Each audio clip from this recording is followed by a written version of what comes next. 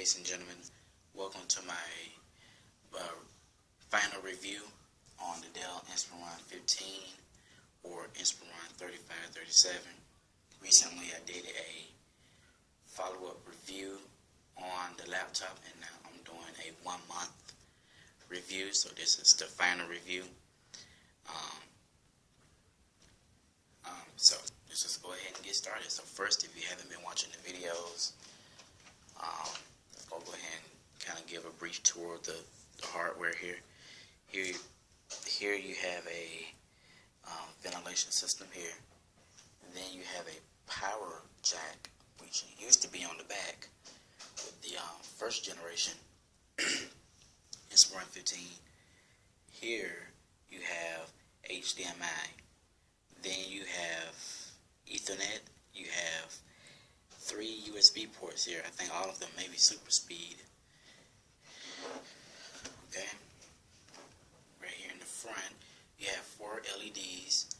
You see here the power standby mode is of course in standby mode. You have the one next to that will be your hard drive indicator. Then you have your battery indicator, and then you have Wi-Fi. In the middle, if you can see, is a slot, a SD card slot. On the right side, you have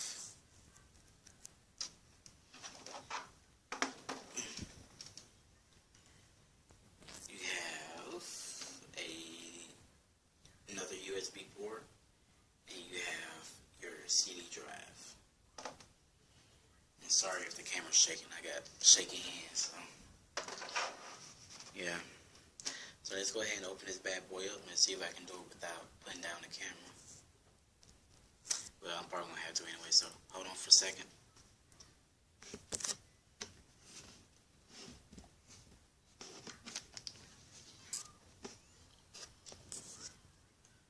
Alright, so here is the home screen, or lock screen to Windows 8.1.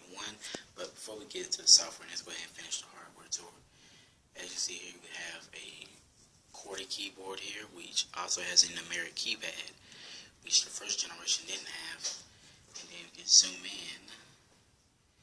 I don't know if you can see it or not, but there's your power button, and then right up here at the top is your camera button with a LED and a mic. So there you go. Oh, and the touchpad. I don't know if you can see it or not. There's your touchpad. And this touchpad, by the way, is actually does have multi-gesture. So we'll get into that in this review. So let's go ahead and get this thing unlocked. So here's the picture password screen. I know it's a laptop and I'm using a picture password, but hey. So let's go ahead and put it in.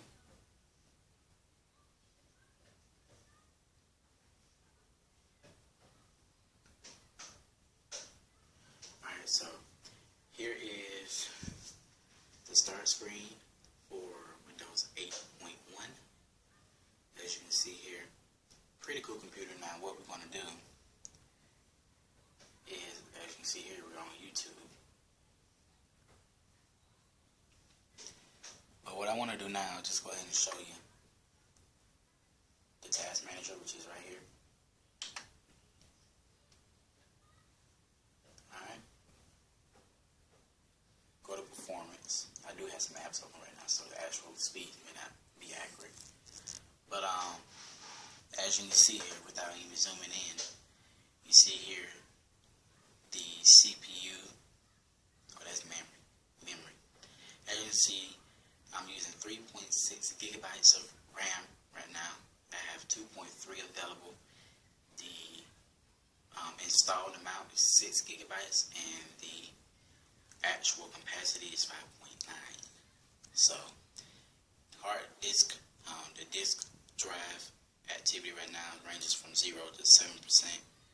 So not a lot of activity going on with the hard drive. I'm going to click on CPU there. 16% of CPU being used right now. The actual clock speed is 0.78 gigahertz. The clock speed is 1.7 gigahertz. It's a dual core processor. So, pretty neat there. So, I'm sorry if this camera's shaking. I have really bad, I have a huge problem with, I don't know why that just happened. So let's go ahead and find Task Manager again and close it. Now, what was I going to do? Okay. So, oh yeah. So I wanted to show you this multi-gesture touchpad. So what I want to do is I want to go ahead and swipe in from the left side, and you're going to see that these apps actually start to change.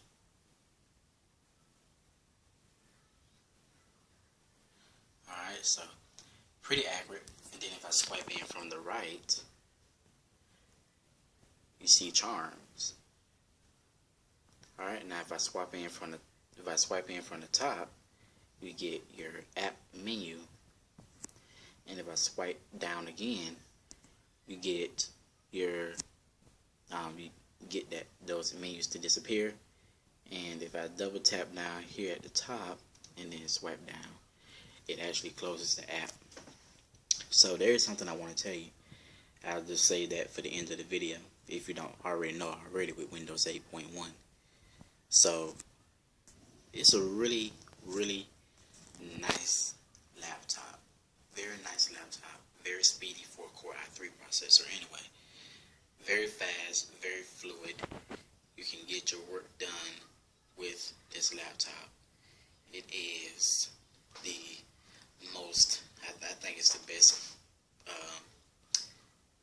best budget-friendly laptop I've had so far. Now, the first generation was actually a pretty good laptop, granted, but this one right here, since it does have better hardware than the first generation, you're getting better performance.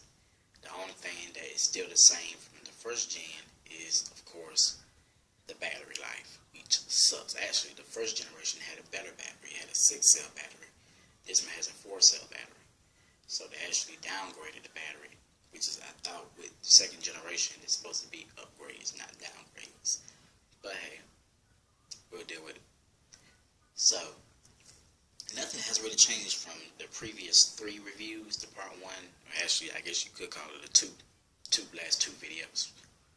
But the first video that I did was actually meant to be a 1 video, but it split it up into 2 parts. So, the first 3 videos, I guess you could say.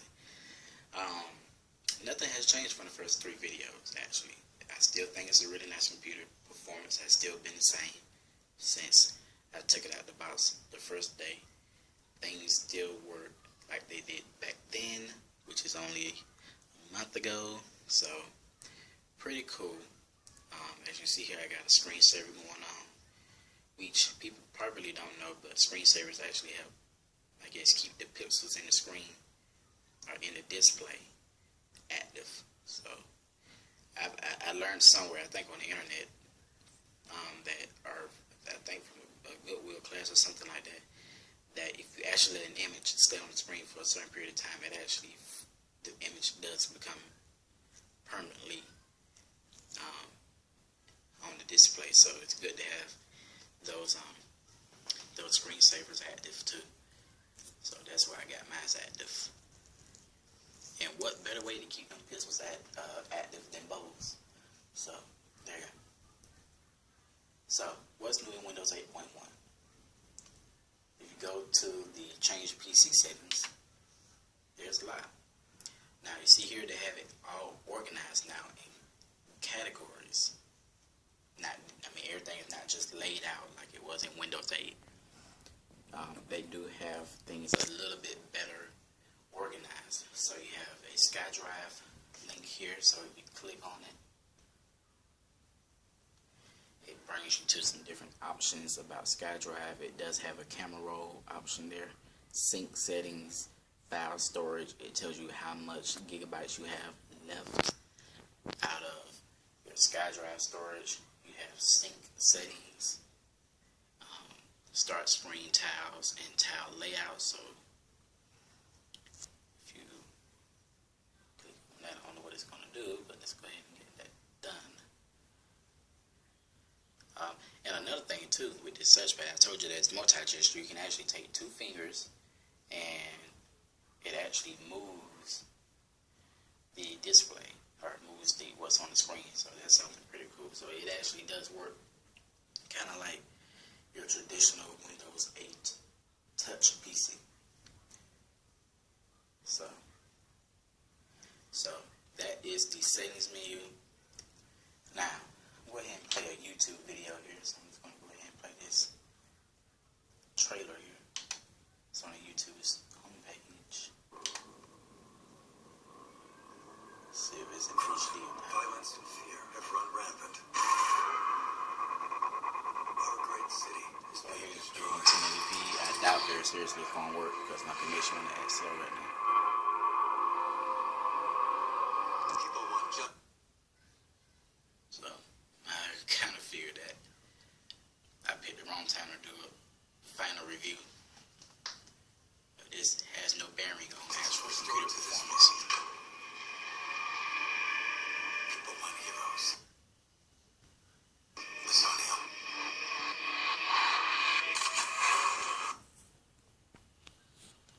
So we're not going to worry about that right now. You see, of course, the camera's not going to do it justice. It's not going to do it justice, so don't take that with a grain of salt. But that was running at 1480p. So this computer is capable of running at 1480p, even though the actual resolution of this display is only 1366 by 768. So it sucks, but hey, that's what you get for buying a budget-friendly computer. See here, I have a few apps down here that's open, and you know, this computer is capable of doing that. Now, this computer does have Waves Max audio, so it does cause for volume to be a little bit louder. So, really neat. There's not really much I can really say about this computer, other than it's a really nice computer. It works, it performs well, and you'll be very satisfied with this laptop. So I think that pretty much wraps up our review, our 1 month review. I've already kind of went over the basics. I've went over the features. I went over all that. So I hope that you enjoyed. And if you're wondering, is this computer worth it for people that are looking for a laptop that's a little bit more affordable? If you're looking for something that's going to last you a while at an affordable price, I say this computer is very worth it. I know from experience. So this is a well-made computer. The hardware is well constructed. So I recommend this computer for anyone who is looking for a budget-friendly model. So I hope that does it for you, and I will see you all next time. I also wanted to say that I was going to do a PlayStation 4 review. Things are just not working out. It seemed like fate or God do not want me to have one, so I went on ahead and spent my money on a tablet, which is what I'm recording with this video now, the Samsung Galaxy Tab 3.7. So that's what I'm using to record this video. All my videos on my YouTube channel are recorded using a phone that has, for lack of better terms, crappy camera. So this one right here, it's decent, I guess you can say. But I will be reviewing the tablet itself coming up soon. I will have a uploaded video of the unboxing of this tablet, even though the actual purchase date was, I think, last Saturday. So I have that up, and then on the 22nd of April I'll actually do a review.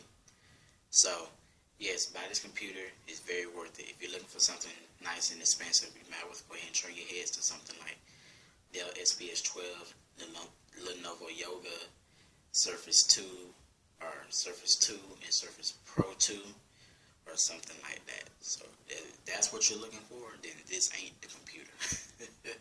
But if you're looking for something that's affordable but yet powerful enough, then this is the computer.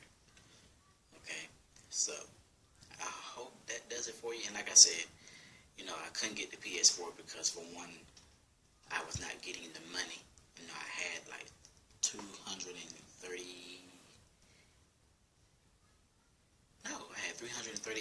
And you know, I just needed $80 more. Don't look like I was gonna get that $80 anytime soon. Plus, the availability of the PS4 is pretty much obsolete, and plus, I was just impatient, so I just wanted to spend my money. So I just went ahead and bought something, and that something is this tablet, which you will be seeing on camera too very soon. So yes, get the laptop; it's worth it, and take care. I mean, as long as you take care of it, you're gonna get the pretty much brand new performance that you get out of the box. You know, a year and 2 years down the line. So as long as you take care of it, it'll be pretty cool. Oh, and the thing that I want to talk to you about too, at the end of this video, is that when you close an app in Windows 8.1, some of y'all probably already know, some of you probably don't have a clue, but when you close an app out of Windows 8.1, and I might just go ahead and demonstrate that to you right now. When you close an app in Windows 8.1, apps don't actually close. So I just wanted, at least the store apps don't. Apps from the store, they don't close. So pay attention. So see here, I'm about to close PlayStation 4 News, and here's PlayStation 4 News right here. So I'm gonna go ahead and close that out right now. Y'all seeing it now? It's gone, but you see it's still there. It has not disappeared. Now look at the thing that's going on right now. PlayStation 4 News, 0% CPU activity. But look at there, 100.7 megabytes of RAM, but no hard drive activity. Why that is? It's because even though technically the app is closed, what Windows does is that it takes that app and stores it in RAM. So the next time you open it, it will boot up faster. So what it does, I think what Microsoft is doing here is trying to take the workload off the CPU. So when you open things up, things will process a lot faster. So that's what it does. Each app that you close will be stored in RAM rather than just completely closed out. So while there may be no CPU or hard drive activity or even internet connectivity, so you see that there's even no internet connectivity going on with this app. So even though there's no activity going on, this app is technically closed. But what it does, Windows, it stores it in RAM. So it's in RAM right now as we speak, waiting to be opened again, and it'll just pop right on up without no load times or anything like that. So it takes the workload out of a CPU. So if you like that, that's great. If you don't like it, you do have the option to actually close it out right here in Task Manager. So if you want to actually close out, just highlight PlayStation 4 News and click in Task. And now the app is officially closed. There is no, you just saved 100 megabytes to the RAM. So something really cool. So I hope you enjoyed that video. I will come back soon to do a review of the Samsung Galaxy Tab 3 7.0. So I will see y'all next time.